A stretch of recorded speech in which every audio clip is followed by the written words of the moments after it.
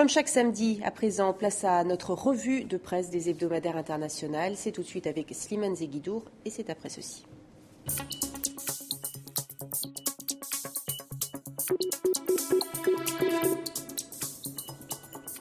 Bonjour Slimane, ravi de vous retrouver pour cette revue de presse. On commence avec un hebdomadaire chinois qui parle du rôle croissant de la Chine au sein de l'ONU.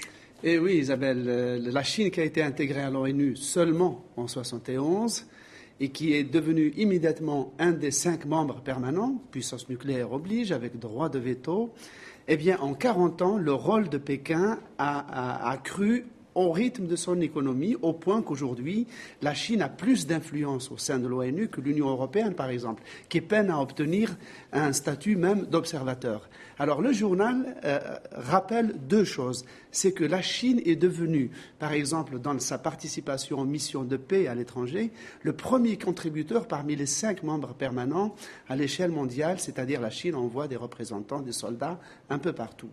Et elle est en passe de devenir le 3e contributeur financier de l'ONU, juste après les États-Unis et le Japon, ce qui en fait donc un des acteurs majeurs au sein de l'organisation internationale qu'elle a été une des dernières à intégrer.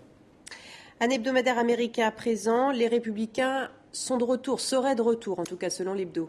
Et oui, c'est le cri d'alarme que lance cet hebdomadaire de centre-gauche. On voit un peu la une. Eh bien, il revient sur ce cartel des droites dures qui rêve d'en découdre avec Barack Obama et carrément de le chasser de la Maison-Blanche. Alors, il y a parmi eux des évangéliques extrémistes qui voient en Barack Obama un forcené de l'avortement, des mariages entre homosexuels, peut-être même un crypto-musulman. Il y a les pro-israéliens qui voient en Obama un pacifiste qui veut imposer à Israël des sacrifices. Il y a les ultralibéraux qui voient en lui une sorte de crypto-marxiste qui ne pense qu'à la protection sociale des plus pauvres. Donc tout ce monde-là pense que ces élections de mi-mandat qui vont s'étaler sur le mois de novembre, eh bien ce sera un peu le baroud d'honneur, leur baroud d'honneur et leur premier coup contre Obama pour le faire complètement disparaître. C'est le langage un peu qu'ils utilisent. Ils ont un langage un peu de croisade contre ce candidat qui ne supporte plus en peinture. Et c'est-à-dire dans The New Republic. Un hebdomadaire brésilien à présent, à quelques jours du second tour, Dieu entre en campagne.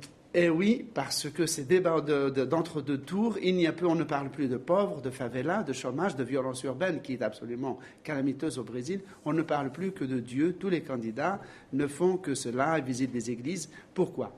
Parce que la grande surprise de cette élection, Isabelle, c'est que la candidate des Verts, Marina Silva, qui est membre du Parti des travailleurs de Lula, mais elle est aussi une évangélique très militante, et elle a drainé vers elle une partie du vote évangélique, car le Brésil, qui est le plus grand pays catholique, est devenu le 2e pays évangélique ces 30 dernières années.